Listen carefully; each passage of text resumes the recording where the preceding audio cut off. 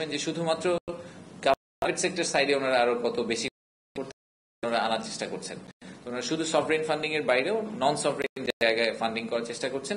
আমরাও সেটাকে পুশ করার চেষ্টা করেছি যে আমাদের আসলে সোশ্যাল ইনফ্রাস্ট্রাকচারের যে জায়গাটা, সেই সোশ্যাল ইনফ্রাস্ট্রাকচার বলতে আমি বোঝাচ্ছি হসপিটাল, হাউজিং, আবাসন, এই জায়গাগুলোতে আসলে আমাদের ফান্ডিং এর যে লিকুইডিটি সাপোর্ট নেই, ওই জায়গাটায় আমরা ওনাদের সাথে কাজ করার চেষ্টা করব।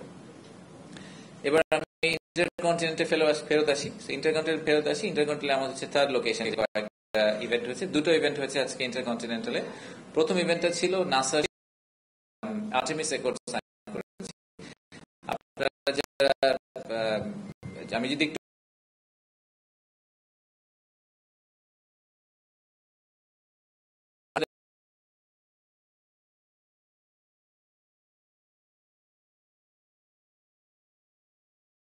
এই আর্টেমিস অ্যাকর্ড বলে একটা কম্বাইন্ড এফোর্ট চালু করা শুরু হয়েছিল, যেখানে অনেকগুলো দেশ অলরেডি সিগনেটারি, যারা অ্যাডভান্স মার্কেটস। আমরা হচ্ছে 54তম দেশ হিসেবে আজকে জয়েন করলাম, বা 53টা দেশ একসাথে নাসার সাথে স্পেস এক্সপ্লোরেশন নিয়ে কাজ করছে।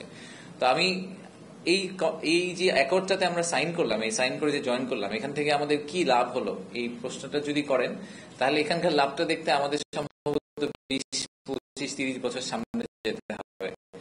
তা আমাদের তো and our youth is global, আমরা গ্লোবাল ছিলাম না, কিন্তু এখনকার ইউথ ইজ গ্লোবাল। তাদের এক্সপেক্টেশন, প্রাইমারি স্কুলে গিয়ে লোকজনকে, বাচ্চাদেরকে জিজ্ঞেস করবেন যে আপনারা বড় হয়ে কি হবেন, তো তখন দেখা যায় 50% লোকজন বলে যে তারা অ্যাস্ট্রোনট হতে চায়। তো বাংলাদেশি অ্যাস্ট্রোনট আমরা কবে দেখব? That is really the question. তো এই বাংলাদেশি একজন, আমাদের যদি এন্ড গোলটা হয় যে আমরা স্পেসে বাংলাদেশি অ্যাস্ট্রোনট পাঠাবো, সেটা পাঠানোর জন্য আমাদেরকে আসলে এই ধরনের একটা step, this is step 1 of probably 1000। But এই প্রথম স্টেপটা দিয়ে আমরা যেটা করলাম, আমরা এগ্রি করলাম যে আমরা নাসার সাথে এবং বাকি 53টা দেশের সাথে একসাথে স্পেস এক্সপ্লোরেশনে কোলাবোরেট করব, আমরা একসাথে কাজ করব।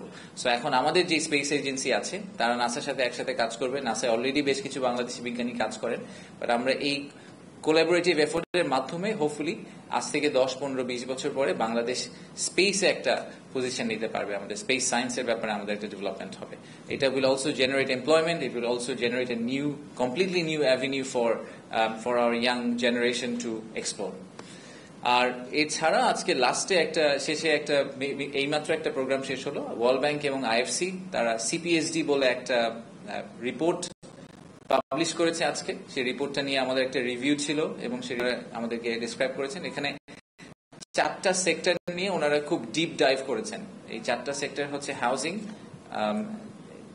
ডিজিটাল ফাইন্যান্স, পেইন্টস, আরেকটা হচ্ছে টেক্সটাইল অ্যান্ড গার্মেন্টস।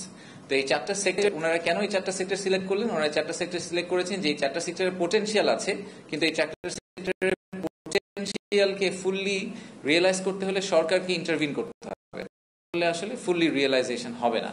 তো ওই জন্য ওনার রিপোর্টটা চালু করেছেন, অনেক মানুষের সাথে কথা বলে একটা ফাইনাল রিপোর্ট দিয়েছেন যে সরকারের কি কি করা উচিত। তো আমরা সেই রেকমেন্ডেশন গুলো নিয়ে এবং প্রাইভেট সেক্টরকে নিয়ে আজকে বসেছিলাম যে আমরা সামনে আসলে আগামী 6, 12, 18 মাসে কিভাবে এই এক্সারসাইজ গুলা করে আমরা এই সেক্টর গুলাকে, এবং একটা খুব ইন্টারেস্টিং ব্যাপার, এটা আমার কাছে আজকে মনে হলো যে খুবই I felt very good about it. সেটা হচ্ছে ওয়ার্ল্ড ব্যাংকের এই রিপোর্টটাতে আপনার রিপোর্টটার কপিগুলো পাবেন, এটা পাবলিক ডোমেইনে দিয়ে দেওয়া হবে। এই রিপোর্টটাতে যখন কোন একটা সম্ভাবনার কথা বলা হয়েছে, তখন বলা হয়েছে যে যদি এই ডিসিশনগুলো নেওয়া হয় বা এই ইন্টারভেনশনগুলো করা হয়, তাহলে এই ইন্ডাস্ট্রিতে এত হাজার নতুন এমপ্লয়মেন্ট জেনারেশন হতে পারে। So it goes back to job creation, everything in Bangladesh goes. আমাদের সরকারের যা অ্যাক্টিভিটি সামনে থাকবে needs to go back to job creation. World bank আমাদেরকে এখন যে রিপোর্টগুলো দিচ্ছে, এবং আমাদের ওয়ার্ল্ড ব্যাংকের যে কান্ট্রি ডিরেক্টর এখানে প্যানেলে কথা বলার সময় বলছিলেন যে ওনারাও আসলে ওনাদের যেই মানে ইয়ার্ডস্টিক, যেটা ওনাদের বেঞ্চমার্ক, ওটাকে ওনারা আসলে ওই ইনভেস্টমেন্ট ডলার ভ্যালু থেকে সরিয়ে জব ক্রিয়েশনের দিকে নিয়ে আসার চেষ্টা করছেন। সো আমরা যদি সবাই একসাথে জব ক্রিয়েশনের উপর ফোকাস করে, either it's job or entrepreneur, but আমাদের এই কর্মসংস্থানের ব্যাপারটাকে ফোকাস করে কাজ করি, তাহলে এই স্ট্র্যাটেজিক ডিসিশনগুলো নেওয়া ইজি হবে। সরকার থেকে তো আমরা চেষ্টা করবই, কিন্তু আমরা আমাদেরকে আসলে বলেছি যে আপনারা বাইরে থেকে সরকারকে কনস্ট্যান্টলি পুশ করবেন, সরকারকে কোয়েশ্চেন করবেন যে সরকার কেন আরো বেশি করছে না, সরকার আরো বেশি করা উচিত, সরকার আরো বেশি সাপোর্ট দেওয়া উচিত। সেই পুশটা আপনারা করবেন এবং আপনারা অবভিয়াসলি সাথে সাথে আমাদেরকে যদি নেসেসিটি থাকে আমাদেরকে ফান্ডিং সাপোর্টটা দিবেন, সেটাই আমরা ওনাদের কাছ থেকে চেয়েছি। সো এইটাই হচ্ছে আজকের মোটামুটি সামারি। আজকে সন্ধ্যাবেলা আরেকটা মিটিং আছে, আমাদের আমেরিকা থেকে একটা বড় ইনভেস্টর গ্রুপ এসে, সেই ইনভেস্টর গ্রুপটার কিছু লোকজন আজকে এই জাপানিজ ইকোনমি জোনে গিয়েছিলেন। সরি, আমার এই পয়েন্টটা হয়তো মেনশন করা উচিত ছিল। জাপানিজ ইকোনমি জোনে আজকে একটা খুবই mix investor, Saudi investor, Japanese investor, Korean investor, so Chinese investor, so it's very mixed group. তো আজকে সন্ধ্যায় আমেরিকান ইনভেস্টরদের সাথে প্রধান উপদেষ্টা ওনার বাসভবনে বসবেন ওনাদের পয়েন্ট অফ ভিউটা জানার জন্য, যে আমাদের ইউএস ইনভেস্টমেন্টের পয়েন্ট অফ ভিউ থেকে আমরা কিভাবে আরো বেশি ওনাদের সাপোর্ট বা ইনভেস্টমেন্ট পেতে পারি। আমাদের পিক আপনারা দেখবেন যে অনেক মিটিং হচ্ছে, সবগুলো হয়তো আমরা কালকে কভার করতে পারবো না আমাদের সংবাদ সম্মেলনে, কারণ সারা দিনব্যাপী প্রোগ্রাম এবং হয়তো 20-30-40টা মিটিং ইভেন্ট একই সাথে চলতে থাকবে। বাট আবারও আগামীকাল হয়তো বিকালবেলা কথা হবে। যদি কারো কোনো প্রশ্ন থাকে আমি নিতে পারি। আর ছোট্ট একটা পয়েন্ট, আমার পরে শফিক ভাই একটু কথা বলবেন আইন শৃঙ্খলা পরিস্থিতি নিয়ে। আপনারা দেখেছেন গতকালকে আমরা কিছু কথা বলেছি, সো এটা নিয়ে আমরা শফিক ভাই একটা কভারেজ দিবেন, we can talk about that as well. Thank you.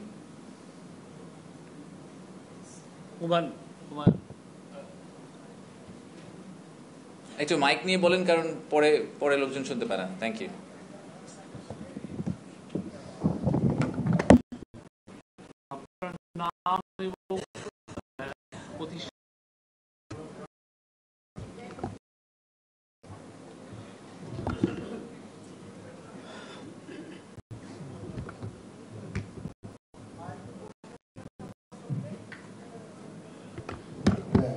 আমার নাম এফএস হুমায়ুন কবির। আমি আপনারা তো 4 দিন ব্যাপী ইনভেস্টমেন্ট সামিট করছেন, it's a good for Bangladesh. But আমরা জানি যে ইজ অফ ডুইং বিজনেসে বাংলাদেশ এখনো 168তম, 190টা কান্ট্রির মধ্যে আমরা লাস্ট ইয়ারে আছি। আপনারা আজকে যে কান্ট্রি ডায়াগনোসিস রিপোর্ট দিল আইএফসি, সেখানে আমরা দেখছি যে আমাদের still 21% electricity connection, 70 finance access to finance problem, এবং 13% corruption, বাংলাদেশের corruption problem। এরকম একটা সিনারিওতে এই বিদেশি ইনভেস্টররা এখানে কেন ইনভেস্ট করবে? আপনারা এটা situation, what you will answer to them? Thank you. আচ্ছা, ধন্যবাদ। আচ্ছা, হ্যাঁ, সো প্রথম পয়েন্টটা হচ্ছে যে আমি এটা আসলে এটা আমাদের পাবলিক ডোমেইনে আমি এটা প্রায় শুনি, ইজ অফ ডুইং বিজনেসের যে ইন্ডেক্সটা, এটা একটু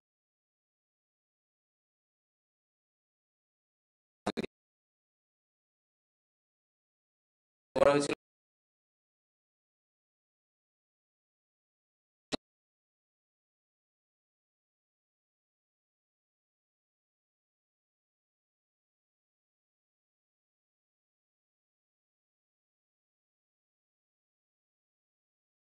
আমি এটা বলছি না যে আমাদের ইজ অফ ডুইং বিজনেস সিচুয়েশনটা ইমপ্রুভ বা সিগনিফিকেন্টলি ইমপ্রুভ করে নতুন র্যাঙ্কিং হলে আমরা 5-এর মধ্যে চলে আসবো, বাট ওই র্যাঙ্কিংটাকে আমরা ফলো অন না করি, because it doesn't say anything anymore. In fact world bank খুব রিসেন্টলি আবার আরেকটা ডিফারেন্ট র্যাঙ্কিং এর মতো একটা চালু, বরঞ্চ ওটা ফলো করবেন, তাহলে আমার ধারণা যে আমরা একটা ক্লিয়ার পিকচার পাবো, মোর রিসেন্ট পিকচার পাবো। সিপিএসডি রিপোর্টে যে এনার্জির পয়েন্টটা বলা হয়েছে, ইলেকট্রিসিটি, আমিও পার্সোনালি মনে করি যে আমাদের যে মেজর 5টা ইস্যু যদি আমি পিন পয়েন্ট করছি, তার এটা একটা আমাদের ম্যানুফ্যাকচারের জন্য বড় ইস্যু। তো এই ব্যাপারে আমিও এনার্জি মিনিস্ট্রিকে আহ্বান জানিয়েছি, ওনারা মনে হয় খুব দ্রুতই জিনিসটা পাবলিশ করবেন। আমরা বলেছি যে আমাদের আসলে একটা ন্যাশনাল এনার্জি স্ট্র্যাটেজি থাকা দরকার।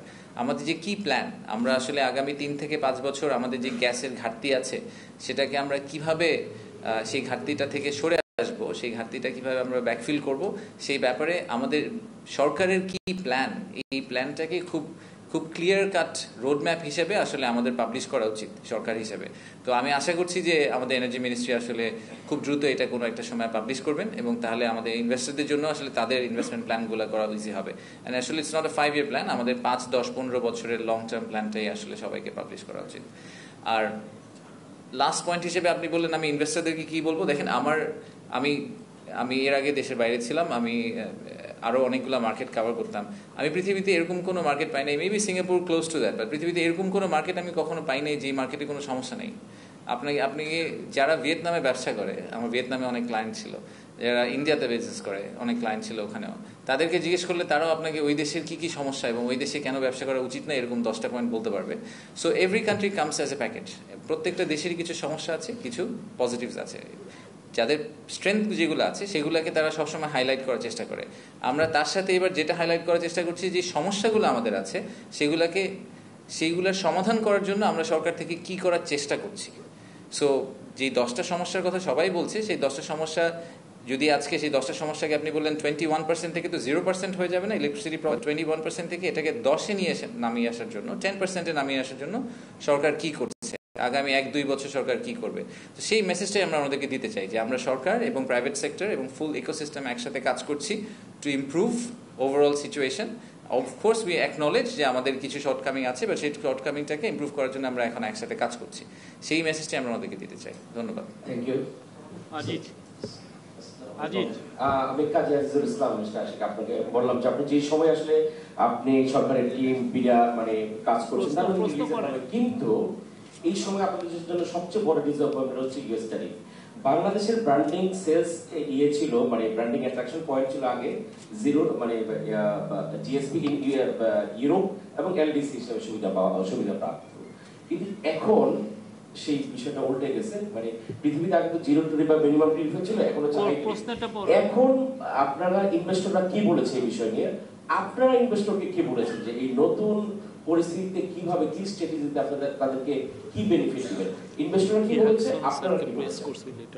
জি, সো দেখেন ট্যারিফের এগেন আমি প্রথমে এটা থেকে শুরু করি যে ট্যারিফের সমস্যাটা শুধু বাংলাদেশের না, আর বাংলাদেশের কম্পিটিটিভ অ্যাডভান্টেজ শুধু ট্যারিফ ছিল না, অনেক কিছুই ছিল। কস্ট অ্যাডভান্টেজে আমাদের অনেকগুলা ফ্যাক্টরি, আমরা আসলে ফ্যাক্টরি অফ প্রোডাকশনের ক্ষেত্রে অনেকগুলাতেই আমাদের কস্ট অ্যাডভান্টেজ আছে। সো ট্যারিফটাও একটা অ্যাডভান্টেজ ছিল, আমি এটা আপনার সাথে এগ্রি করি। বাট সেই ট্যারিফের যেই নতুন সিচুয়েশনটা তৈরি হয়েছে, সেখানে শুধু বাংলাদেশ সাফার করছে না, একসাথে অনেকগুলো দেশ সাফার করছে। তো এই ব্যাপারে তো আমরা খুব পাবলিকলি আসলে প্রধান উপদেষ্টার চিঠিটা পাবলিশ করে দিয়েছি। আমরা কিভাবে আগানোর চেষ্টা করছি এটা পাবলিকলি আমরা আসলে শেয়ার করেছি।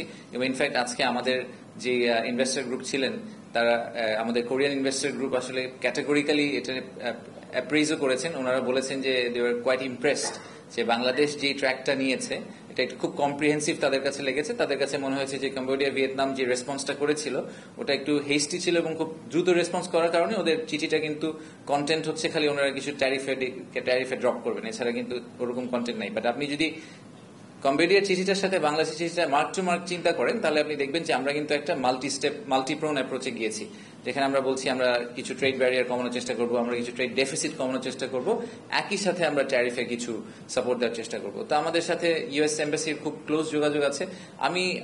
আমি বলবো যে আমরা চেষ্টা করে যাচ্ছি, এবং আমাদের ইনভেস্টাররা এখন যখন আসবেন তার কাছে আমার মেসেজটা exactly that, it's a very fluid situation as you know. প্রতিদিনই নতুন একটা কোনো আপডেট হচ্ছে। গতকালকে একবার আপনার S&P 20 পয়েন্ট নেমে আবার 20 পয়েন্ট উঠে গেছে একটা টুইটের কারণে।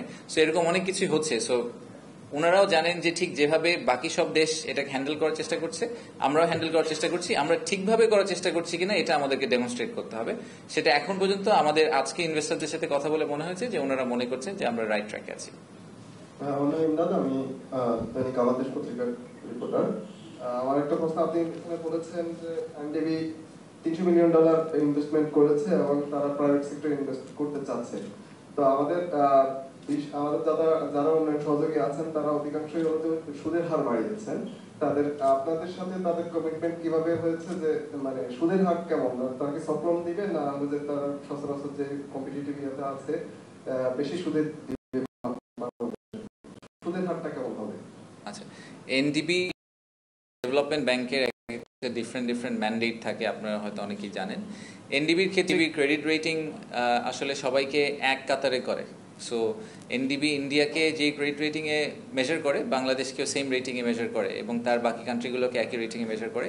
এই কারণে এনডিবির যেই রেট অফ ইন্টারেস্ট, সভরেন লেন্ডিংয়ের যে রেট অফ ইন্টারেস্ট, সেটা কিন্তু প্রিটি ফ্ল্যাট। এবং ইনফ্যাক্ট তারা এখন আসলে পুশ করার চেষ্টা করছে অন্যান্য মাল্টি কারেন্সি, ইনফ্যাক্ট আমাদের $300 মিলিয়ন লোনটাও কিন্তু একটা মাল্টি কারেন্সি লোনের দিকে যাচ্ছে। আমরা শুধুমাত্র ডলারে না, বাট আমরা CNY তেও আসলে লোন নেওয়ার চেষ্টা করছি।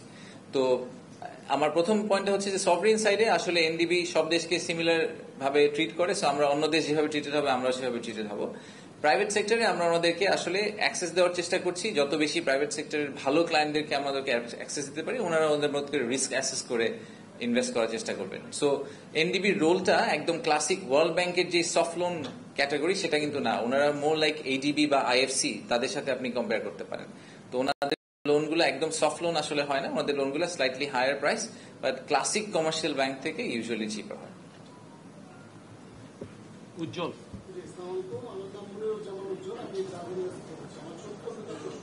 একটু মাইকে নিয়ে বললে ভালো হয়। একটা কোশ্চেন করে, অনেকেই তো করবে, দুইটা কোশ্চেন কেমন? আপনি সবসময় বলে থাকেন যে বিনিয়োগ বৃদ্ধি পেলে কর্মসংস্থান বৃদ্ধি পাবে। আগামী 2-1 বছরে বাংলাদেশে যে বিনিয়োগের প্রতিশ্রুতি পাওয়া যাচ্ছে তাতে কত কর্মসংস্থান তৈরি হতে পারে? আর চট্টগ্রাম ছাড়া অন্য কোন বিভাগে আমাদের ইকোনমিক জোনে কাজ করার কোন সুযোগ রয়েছে? এইবারের আমি এটা প্রথম প্রেস কনফারেন্সে বলেছিলাম, আমাদের এই সামিটটার মূল উদ্দেশ্য অনেকগুলা ইনভেস্টমেন্ট কমিটমেন্ট কনফার্ম করা না, এবং সেটার একটা নাম্বার দিয়ে বলা না যে এই সামিট থেকে আমরা $10 বিলিয়ন ইনভেস্টমেন্ট পেলাম এবং এখান থেকে এত। এই ন্যারেটিভটা আমরা ড্র করার চেষ্টা করলে করতে পারি, বাট আসলে আমাদের করার কোনো ইচ্ছা নেই। আমি জেনুইনলি বিশ্বাস করি যে একটা সামিটে এসে কেউ ডিসিশন নেয় না সে কালকে ইনভেস্ট করবে, সে একটা জার্নির ভিতর দিয়ে যায়। তো সেই জার্নিতে আমাদের আসলে এই সামিটের উদ্দেশ্যটা হচ্ছে যে বাংলাদেশ সম্বন্ধে তাদের যে নেগেটিভ একটা ভিউ তৈরি হয়েছে অনেক আমাদের পাস্ট হিস্ট্রির কারণে, সেই ভিউটাকে ভেঙে দেওয়া এবং এই বাংলাদেশ যে একটা নিউ বাংলাদেশ সেই আন্ডারস্ট্যান্ডিংটা তাদের মধ্যে ইনস্টিল করা। সো আমি কোনো ফাইনাইট নাম্বার আপনাকে বলতে পারবো না।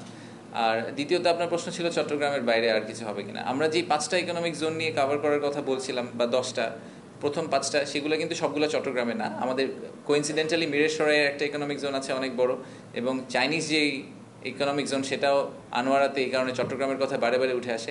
চাইনিজরা কিন্তু অলরেডি আমাদেরকে একটা সেকেন্ড ইকোনমিক জোন করার কথা বলেছেন, সেটা আমরা মংলায় করছি। আপনি হয়তো এটার কথা শুনেছেন যে ওটা নিয়ে আমরা অলরেডি অ্যাসেসমেন্ট করছি। সো ওটাও যথেষ্ট অ্যাডভান্স স্টেজে আছে, এবং প্রিন্সিপালি আমার মনে হয় সরকারের মধ্যে যথেষ্ট ধরনের সাপোর্ট আছে ওটার ব্যাপারে। সো হয়তো ওই ব্যাপারে আপনারা সিগনিফিক্যান্ট ডেভেলপমেন্ট দেখতে পারবেন। তো আমাদের কখনোই চিটাগংকে ফোকাস করে কোনো কিছু করার ইচ্ছা নাই। ইনফ্যাক্ট আমরা এখন ইকোনমিক জোন সিলেকশন প্রসেসের জন্য একটা কাজ করছি জাইকার সাথে। সেখানে আমাদের মূল উদ্দেশ্য হচ্ছে যে ইকোনমিক জোন যখন কাউকে ঘোষণা করা হবে, তখন যাতে শুধুমাত্র ওই ইকোনমিক জোনটাকে অ্যাসেস করেই ঘোষণা না করা হয়, বাকি সবগুলো ইকোনমিক জোনের সাথে তার রিলেশনশিপ কি হবে, এবং ওভারঅল দেশের এমপ্লয়মেন্ট স্ট্রাকচারে আসলে এই জায়গায় ইকোনমিক জোনটা দরকার নাকি অন্য কোনো জিওগ্রাফিক লোকেশনে দরকার, যেখানে আমাদের যে ওয়ার্কফোর্স সেটার অ্যালোকেশন আসলে অন্য জায়গায় আছে, সেটার উপর বেস করে যাতে করা হয়। আগে কিন্তু ইকোনমিক জোন জাস্ট মাশরুমের মতো অনেকগুলো ঘোষণা দেওয়া হয়েছে, এই লেভেলে ডিপ এক্সারসাইজ না করে এবং ওভারঅল একটা পিকচার ড্র না করে। তো সেইখান থেকে আমরা সরে আসার চেষ্টা করছি। আমরা চেষ্টা করছি যে এই একটু স্প্রেড করে আসলে বাংলাদেশে যাতে ইকোনমিক ডেভেলপমেন্টটা হয়, একটা সেন্ট্রালাইজ জায়গায় না হয়। আমরা একটা নারী সাংবাদিকের থেকে প্রশ্ন নেব, তারপরে নারীদের মধ্যে কেউ আছে? নাই? আসসালামু আলাইকুম। ছেড়ে দিন আমাকে আজকে তাদের। আর আমরা আর দুইটা প্রশ্ন নেব, এটার পরে আর দুটো প্রশ্ন নেব। মেহরাব সুমন, এশিয়ান টেলিভিশন থেকে বলছিলাম। আমার কোশ্চেন হচ্ছে, ভাই একটা কোশ্চেন সিমিলারিটি করে ফেলছে। আমি যেটা বলতে চাই যে আমাদের বিনিয়োগ আর হচ্ছে আপনার যে গ্যাস, যেহেতু দক্ষিণবঙ্গের চাইনিজ একটা ডেভেলপমেন্ট আছে কিন্তু ওইখানে গ্যাস নাই এবং যাতায়াতের কিছু সমস্যা আছে, তো সেক্ষেত্রে আপনাদের সমন্বয়ের কোনো অভাব আছে কিনা যে ওইখানে বিনিয়োগ করতে চেয়েও তারা ওইখান থেকে ফিরে আসে, বিশেষ করে দক্ষিণাঞ্চল থেকে? আপনি দক্ষিণাঞ্চল থেকে বিনিয়োগ করতে গিয়ে গ্যাসের যে সমস্যাটা, যে গ্যাস নাই, তারপর ইলেকট্রিসিটি আপনার যে প্রবলেম, তা আপনাদের সঙ্গে যে আদার্স যে মন্ত্রণালয়, তাদের সাথে সমন্বয়ের কি কোনো অভাব আছে কিনা, যে কেন এখান থেকে বিনিয়োগ হচ্ছে না দক্ষিণাঞ্চলের দিকে? আচ্ছা, আপনার প্রশ্নটাকে আমি একটু রিফ্রেশ করি। মেবি আসলে প্রশ্নটা হচ্ছে যে কোনো অভাব ছিল কিনা, অভাব আছে কিনা, সেটা আমি দ্য আনসার ইজ নো। এখন কোনো অভাব নাই আমাদের।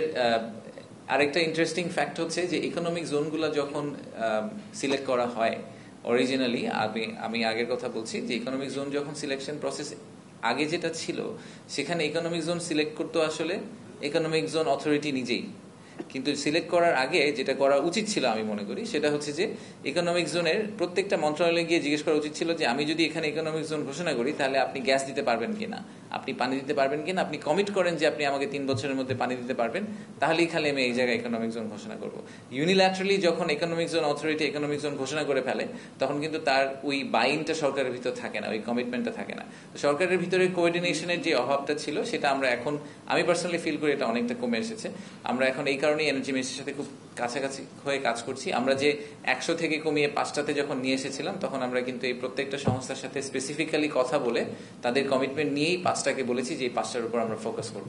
সো আমি মনে করি যে ভবিষ্যতে এই জিনিসটা ইমপ্রুভ করার অনেক সুযোগ আছে, এই জায়গায় আরো অনেক বেটার কোঅর্ডিনেশনের সুযোগ আছে। বাট এটা আমি পার্সোনালি ফিল করি যে এই মুহূর্তে আমাদের কোঅর্ডিনেশন অনেক বেটার আগের থেকে। জহির, আমি Zahir Rehan, reporter business Times.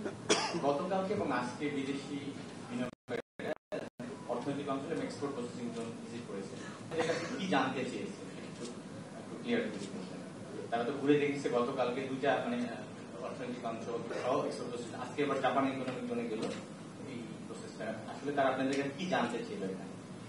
আমি বলবো প্রাইমারিলি দুইটা ক্যাটাগরিতে ইনভেস্টর হচ্ছেন এখন। প্রথমটা হচ্ছে যে আসলে বাংলাদেশে যদি তারা ব্যবসা করতে চান সুবিধা দিতে পারেন।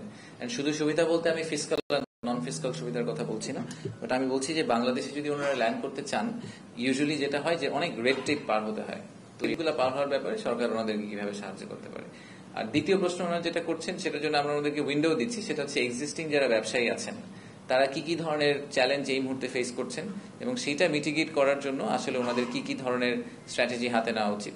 তো সেটার ব্যাপারে ওনারা আসলে শুধু আমাদের সাথে ডিসকাস করছেন না, অন্যদের সাথে ডিসকাস করছেন। আপনারা জানেন যে কালকে আমরা আগামীকাল এবং পরশু আমাদের দোতলায় অনেকগুলা মিটিং রুম সেট আপ করা হচ্ছে। আমাদের বিভিন্ন সরকারের মন্ত্রণালয় এখানে থাকবেন, বাংলাদেশ ব্যাংক থেকে শুরু করে এনভায়রনমেন্ট মিনিস্ট্রি থেকে শুরু করে এনার্জি, ইনফ্যাক্ট পলিটিক্যাল পার্টিরাও থাকবেন, আমরা এটাও বলেছি। সো ইনভেস্টর যারা বাংলাদেশে ইনভেস্ট করতে চান তাদের যদি যা যা প্রশ্ন থাকে তাদের রেলেভেন্ট প্রশ্নটা তারা রেলেভেন্ট ইনস্টিটিউশনকে জিজ্ঞেস করবেন, এজেন্সিকে জিজ্ঞেস করবেন, সেটাই আমাদের এক্সপেকটেশন। এই কারণেই কিন্তু এইবারের সামিটটা ইজ এ নেটওয়ার্কিং সামিট। আমরা এটাকে একেবারেই ওই ক্লাসিক সেমিনার স্টাইলে সামিট করতে চাই না। আমরা চেয়েছিলাম যে ওনারা সবার সাথে কথা বলুক, সবার কাছ থেকে ইনফরমেশন গ্যাদার করুক এবং ওভার টাইম ওনাদের ডিউ ডিলিজেন্সটা যাতে হয়ে যায় বাংলাদেশের ব্যাপারে, যাতে এটাকে নিয়ে ওনারা ফেরত গিয়ে একটা ফুল 360 ডিগ্রি ভিউ নিয়ে ফেরত যেতে পারেন এবং হোপফুলি ওনারা যদি একটা ভালো ভিউ নিয়ে ফেরত যান তাহলে ওনারা আমাদের অ্যাম্বাসেডর হিসেবে কাজ করবেন। আচ্ছা, আমি মনির যুগান্তর কাজ করছি, একেবারে সুনির্দিষ্ট একটা প্রশ্ন, এ পর্যন্ত ইন্ডিয়ান কোনো কোম্পানি আসছে কিনা? জি, ইন্ডিয়ান কোম্পানি এসেছে, নাম যদি বলেন। আজকেও গেছে, বেশ কয়েকটা ইন্ডিয়ান কোম্পানি এসেছে। না আসার কোনো কারণ নেই তো, মানে আপনার কেন মনে হচ্ছে ইন্ডিয়ান কোম্পানিরা বাংলাদেশে আসছে? একটা নারী সাংবাদিকের একটা, এই ইব্রাহিম আপনারটা নিব আগে, একজন নারী সাংবাদিক নিয়ে নিই। আরটিভিতে কাজ করি। শুরুতে আপনাকে অভিনন্দন জানাতে, গতকালকে আমরা একটি সংবাদ শুনেছি আপনি প্রতিমন্ত্রী মর্যাদা পেয়েছেন, ধন্যবাদ, আপনাকে কংগ্রেচুলেশন। আমার প্রশ্নটা হচ্ছে গত 3.5 বছর ধরে আপনি বলছিলেন যে চায়না একটা কোম্পানি ঘুরছে, লাইসেন্স কেন পাচ্ছে না? আসলে তারা কি ধরনের কোম্পানি যে লাইসেন্স পাচ্ছে না, কেন পাচ্ছে না? আসলে জটিলতাটা আসলে কোথায়? তারা কেন লাইসেন্স পাচ্ছে না এই প্রশ্নটার উত্তর আপনাকে আমি সপ্তাহখানেকের মধ্যে দিতে পারবো, কারণ এটা আমরা আজকে জানতে পারলাম যে ওনারা 3.5 বছর ধরে ঘুরেছেন লাইসেন্স পাওয়ার জন্য। আপনারা দেখেছেন যে আমরা কোরিয়ান ইপিজেডের একটা প্রবলেম রিজলভ করার চেষ্টা করছি। আমাদের আজকের টেক হচ্ছে যে আমাদের, এবং যার কথা বলছি সেই ভদ্রমহিলা উনি আবার হংকং এ খুব ইনফ্লুয়েন্সিয়াল ক্যারেক্টার, মানে আমাদেরকে আসলে সবসময় এভাবেই কিন্তু ইনভেস্টমেন্ট মুভ করে বা বিজনেস কমিউনিটি মুভ করে। প্রত্যেকটা বিজনেস কমিউনিটির কিছু ইনফ্লুয়েন্সিয়াল ইন্ডিভিজুয়াল থাকে, ক্যারেক্টার থাকে, ঠিক যেভাবে বাংলাদেশেও আছে। বাংলাদেশেও আপনারা যদি একদম স্বনামধন্য ব্যবসায়ীদের নাম বলেন, আপনারা আমি শিওর যে সার্ভে করলে একই নাম বারবার উঠে আসবে, হ্যাঁ, তো 5-10টা নাম। ওনাদেরকে যদি আমরা ভালো এক্সপিরিয়েন্স দিতে পারি, আমি যদি হংকং বেসড একটা এরকম ইনফ্লুয়েন্সিয়াল ব্যবসায়ীকে একটা ভালো এক্সপিরিয়েন্স বাংলাদেশে দিতে পারি, উনি হংকং এ গিয়ে আরো 10টা ব্যবসাকে নিয়ে আসতে পারবেন। সো এই ভদ্রমহিলাকে আমার পার্সোনাল টেক হচ্ছে যে উনি she actually is one of those. So আমরা ঠিক কোরিয়ান ইপিজেডকে যেভাবে সলভ করার চেষ্টা করেছি, আমরা এরকম আরেকটা টিম বিল্ড করে ক্রস ফাংশনাল এবং ক্রস মিনিস্টেরিয়াল টিম করে আমরা খুব শর্টলি এই প্রবলেমটা রিজলভ করার চেষ্টা করবো। ওনার কি কি ইস্যু চ্যালেঞ্জ উনি ফেস করছেন সেগুলো রিজলভ করার চেষ্টা করবো। সো উনি যে কোম্পানিকে রিপ্রেজেন্ট করেন তারা ওয়ার্ল্ডের লার্জেস্ট হেডওয়্যার ম্যানুফ্যাকচারার, যে হার্ড হ্যাট যেটাকে আমরা বলি কনস্ট্রাকশন কোম্পানি, সেটা ওয়ার্ল্ডের লার্জেস্ট ম্যানুফ্যাকচারার তারা। সো ওনারা যদি একটা বাংলাদেশে 2-4টা ভালো ফ্যাক্টরি করেন তাহলে আসলে আমাদের again I go back to job creation, that would make a big difference. So আমাকে একটু সময় দেন, বাট আমি আশা করছি যে কোরিয়ান এপিসোডের মতো আমরা আরেকটা স্টোরি তৈরি করতে পারবো। ধন্যবাদ। আলী ইব্রাহিম প্লিজ।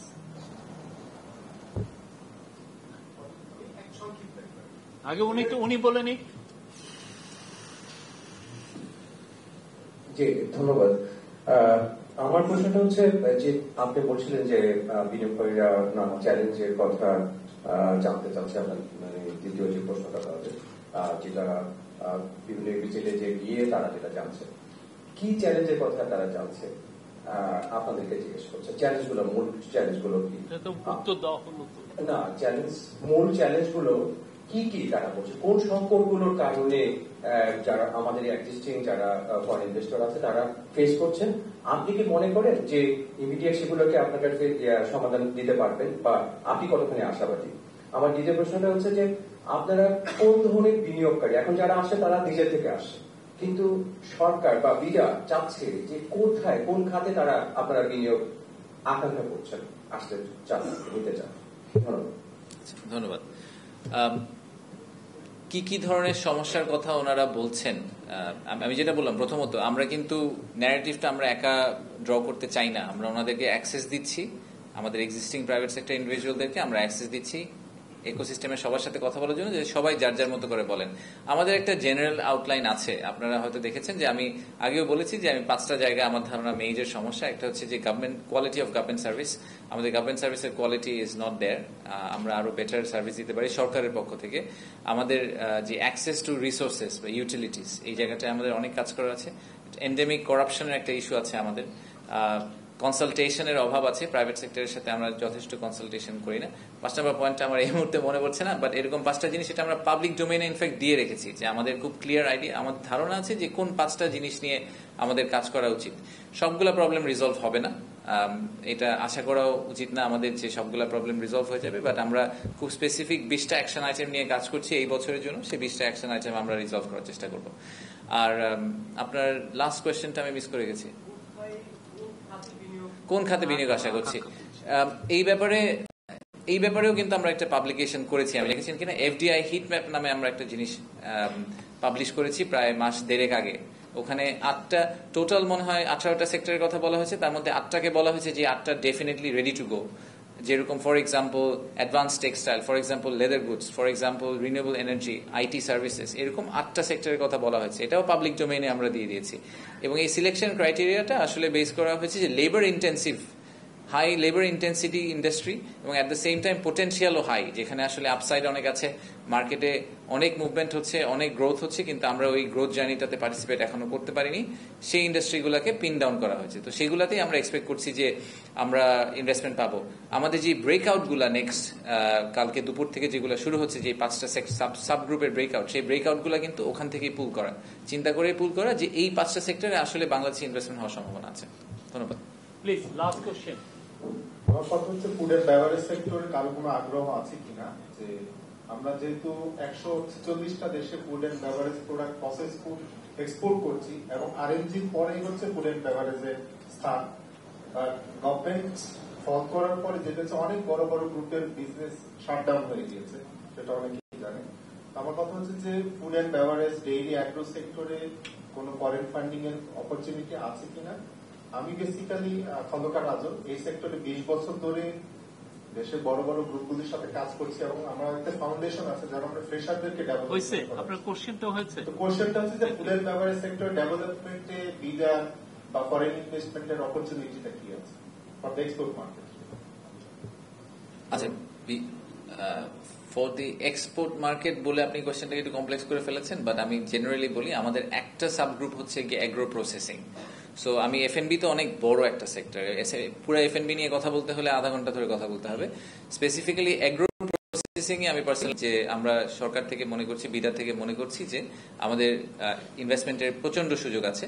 বাংলাদেশের ডোমেস্টিক ডিমান্ডের কথা আমরা অনেক সময় বলি যে অ্যাগ্রো প্রসেসিং এ আসলে বাংলাদেশের নিজেদেরই একটা ডোমেস্টিক ডিমান্ড আছে, সেটা আপনি আমাদের কমোডিটির কথা বলেন, চিনি থেকে শুরু করে অনেক ক্ষেত্রেই এবার, এবং লাইফ স্টকের ক্ষেত্রেও আসলে একটা বড় সুযোগ আছে। এট দ্য সেম টাইম আমি মনে করি যে আমাদের আশেপাশে